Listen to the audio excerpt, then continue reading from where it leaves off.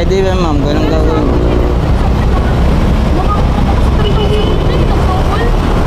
Pwede nyo pa naman yata ma-report din sa health.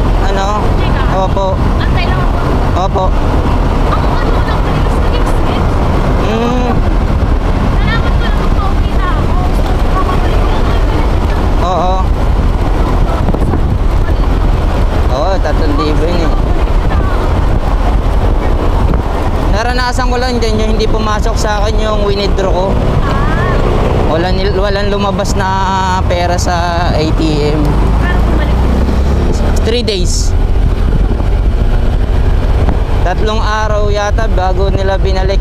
Ni-report ko sa sa GCash eh. Malay mo mga 1 to 3 days lang. Doon lang pala mapupunta sa ano.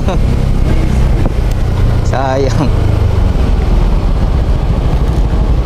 Ang lahat ng pera niya nasa GCash, kumbaga.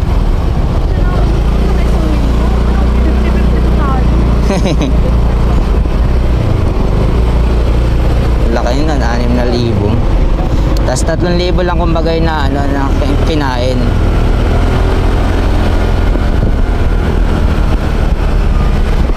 Kailan nangyari po yun? Ngayon lang. Bumalik na ako. Pero na-report niya na po. Oo, natawagan daw nila ako. Pero sa credit ng ano ng Watson wala naman. Wala. Check na lang dito. Pero check na lang sa akin. Mamaya kasi pumasok din sa kanila yun eh. Oo. Sabi nila ko yun. Meron sa kanila. Hindi lang Pwede kasing late. Oo.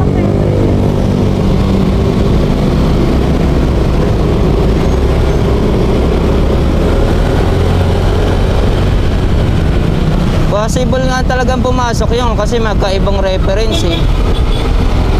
Nasa kanila yun. Oo.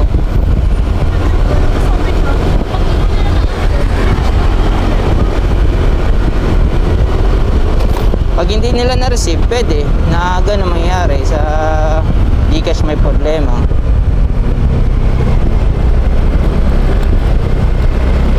Sayang yun ha, 3,000.